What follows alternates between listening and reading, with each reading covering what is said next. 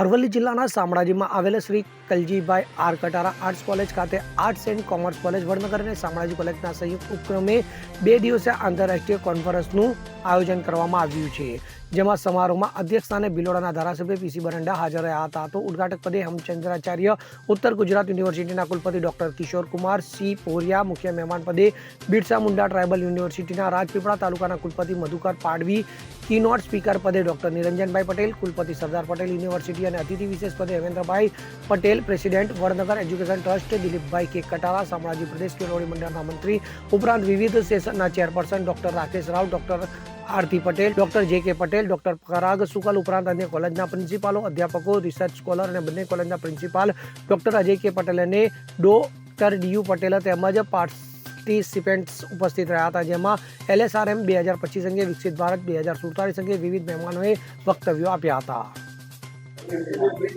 આજે Shri KR Katara arts college શામળાજીમાં 2 દિવસનું ઇન્ટરનેશનલ કોન્ફરન્સનું આયોજન કરવામાં આવે, જેમાં 640 વિદ્યાર્થીઓ, શોધાર્થીઓ, અધ્યાપકો સાથે પાર્ટિસિપેટ કરેલ. આ સેમિનારની અંદર ભારત વર્ષમાંથી અલગ અલગ જગ્યાએથી જે રિસર્ચ વર્કમાં રસ ધરાવે છે એવા અધ્યાપકો, આચાર્યો અને PhD કરતા શોધાર્થીઓએ ભાગ લીધેલ છે. ઓપનિંગ ઉદ્ઘાટન સમારોહમાં આ વિસ્તારના ધારાસભ્ય શ્રી પીસી બરંડા સાહેબના અધ્યક્ષસ્થાને સેમિનારનું ઉદ્ઘાટન કરવામાં આવ્યું. ઉદ્ઘાટક તરીકે હેમચંદ્રાચાર્ય ઉત્તર ગુજરાત યુનિવર્સિટી પાટણના vice chancellor doctor Kishore Kumar C Poriya સાહેબ ઉપસ્થિત રહ્યા. મુખ્ય મહેમાન તરીકે બિરસા મુંડા યુનિવર્સિટી રાજપીપળાથી ડૉક્ટર મધુકર પાડવી સાહેબ વાઇસ ચાન્સેલર તરીકે ઉપસ્થિત રહ્યા અને કીનોટ જે એડ્રેસ આપવાનું હતું એમાં વિવિનગર યુનિવર્સિટીમાંથી doctor Niranjanbhai Patel vice chancellor તરીકે ઉપસ્થિત રહ્યા. એ સિવાય જે અલગ અલગ સત્રો થવાના છે એમાં ચેરપર્સન અને અધ્યક્ષ સ્થાને ઉત્તર ગુજરાત યુનિવર્સિટીના જે એક્સપિરિયન્સવાળા પ્રિન્સિપાલો છે એમણે ભાગ લેવાના છે અને ખૂબ સરસ રીતે મોટી સંખ્યામાં આ સેમિનારનું ઉદ્ઘાટન થયું છે. આ સેમિનાર 2 દિવસનો છે, એમાં 1 દિવસ ઓફલાઈન છે અને 1 દિવસ ઓનલાઈન સેમિનાર છે અને આ સેમિનારથી રિસર્ચ કરનાર જે ખાસ PhDના વિદ્યાર્થીઓ છે એમને ખૂબ મોટો ફાયદો થવાનો છે. આ પ્રસંગે વડનગર કોલેજનો અમે સહાય લીધેલી અને એના પ્રિન્સિપાલ દિલખુશભાઈ, એમના ટ્રસ્ટી હેમેન્દ્રભાઈ મણિયાર અને આ સંસ્થાના યજમાન સંસ્થાના અમારા મંત્રી શ્રી દિલીપભાઈ કટારા સાહેબ પણ. વિદ્યાના દેવી માતા સરસ્વતી, આપ સૌ આજરોજ કટારા કોલેજમાં ઇન્ટરનેશનલ કોન્ફરન્સ છે એમનું આયોજન કરેલું છે. ખૂબ મોટી સંખ્યામાં પાર્ટિસિપેશન પણ થયેલું છે. મલ્ટીડિસિપ્લિનરી પ્રકારની ઇન્ટરનેશનલ કોન્ફરન્સ હોવાને પરિણામે એનો જે થીમ છે એ વિકસિત ભારત 2047 છે. તો આપણે સૌ જાણીએ છીએ કે ટેકનોલોજીનો ખૂબ વિકાસ થયેલો છે.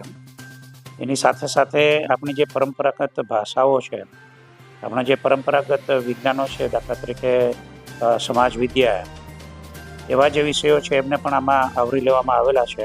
એ ખૂબ જ ગૌરવની બાબત છે. કોલેજ દ્વારા ખૂબ સુંદર આયોજન કરવામાં આવેલું છે. આપણે સૌ જાણીએ છીએ કે આપણા પરમ આદરણીય વડાપ્રધાન શ્રી છે એમનું વિઝન વિકસિત ભારત બનાવવા માટેનું 2047, જ્યારે આપણે સ્વતંત્રતાના 100 વર્ષ પૂરા કરવાના છે.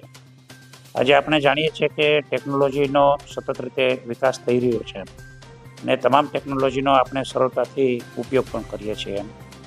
એ કોરોના કાળ જેવો ગંભીર સમય વખતે પણ ટેકનોલોજીને પરિણામે આપણો આટલો વિશાળ દેશ છે, એ વિશાળ દેશ છે પેલા અંદર એ બચી શક્યો અથવા આપણે એમને બચાવી શક્યા.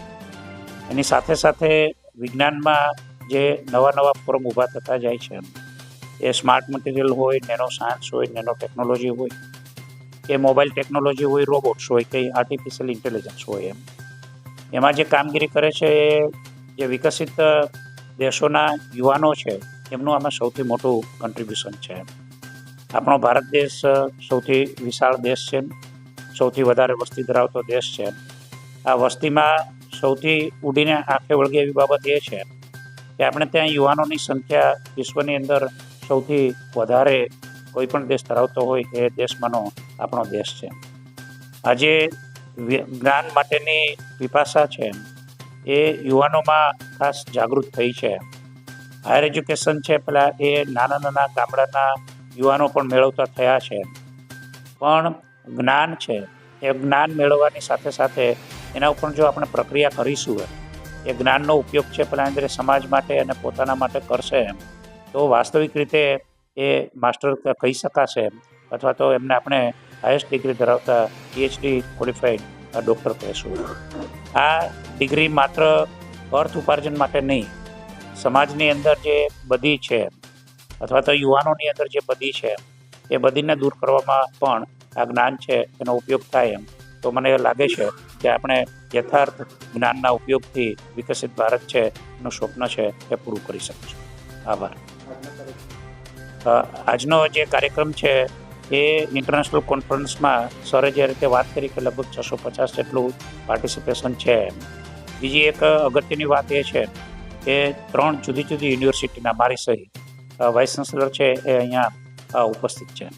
બિરસા મુંડા યુનિવર્સિટીના વાઇસ ચાન્સલર મધુકરભાઈ પડવી, જે હિન્દી ભાષા પર ખૂબ મોટું એમનું કામ છે અને હિન્દી ભાષા પર એમનો ખૂબ મોટો કમાન્ડ છે અને એમનું ખૂબ મોટું દાયિત્વ પણ છે. એ આદિવાસી જે વિસ્તાર છે એ આદિવાસી વિસ્તારમાં આપણી રાષ્ટ્રભાષા છે એને પ્રચાલનનું કામ છે એ આદરણીય પડવી સાહેબ ઘણા વર્ષોથી કરે છે. એ મારી સાથે સુરતમાં હતા ત્યારે પણ ઘણી વખત એમની સાથે કામ કરવાની મને તક મળી છે.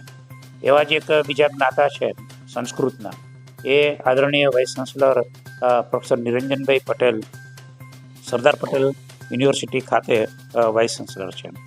એમનું પણ સંસ્કૃત અને સંસ્કૃત સંભાષણ પર ખૂબ મોટું કામ છે. આપણે સૌ જાણીએ છીએ કે ગુજરાતમાં એક વિશિષ્ટ પ્રકારની યુનિવર્સિટી છે સંસ્કૃત યુનિવર્સિટી. સંસ્કૃત યુનિવર્સિટી સાથે અને બાકીની જે યુનિવર્સિટીઓ છે એ ગુજરાત યુનિવર્સિટી હોય કે દક્ષિણ ગુજરાત યુનિવર્સિટી હોય કે જુનાગઢ યુનિવર્સિટી હોય, સંસ્કૃત માટેનું દાયિત્વ એમના પર ઘણું મોટું છે અને એ અખિલ ભારતીય ધોરણે પણ ઘણા બધા ક્ષેત્રો સાથે જોડાયેલા છે.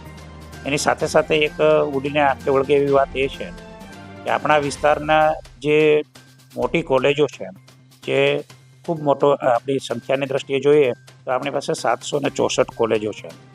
આ કોલેજોમાં ખૂબ સિનિયર અને વરિષ્ઠ આચાર્યશ્રી છે એ પણ આજે આ સેમિનારની અંદર, આ કોન્ફરન્સની અંદર એમણે દાતા તરીકે એ લોકો આવેલા છે. એટલે એમની પાસે જે જ્ઞાનનું ભાથું છે એ જ્ઞાનનું ભાથું મને એવું લાગે છે કે આ કોન્ફરન્સ દ્વારા માત્ર આપણા વિસ્તારમાં નહીં પણ આખા ગુજરાતમાં નહીં પણ વિશ્વ ફલક પર પણ એ જ્ઞાન છે એ પીરસાશે. અંદરના વિસ્તારમાં આવેલી કોલેજ છે, કદાચ 50 વિસ્તારની અંદર આવેલી કોલેજ છે, પણ ડિજિટાઇઝેશન અને મોડર્ન ટેકનોલોજી છે એમનો આ કોલેજ દ્વારા વ્યાપક રીતે ઉપયોગ થયો છે. એ પણ આપણા માટે હર્ષ અને ગૌરવની બાબત છે. અમિત ઉપાધ્યાય સાથે CN24 ન્યૂઝ અરવલ્લી. હવે જુઓ દેશ દુનિયાની તમામ ખબરો તમારી આંગળીના ટેરવે. ઉઠાવો મોબાઈલ અને Google Play Store પરથી ડાઉનલોડ કરો અમારી CN24 ન્યૂઝ મોબાઈલ એપ.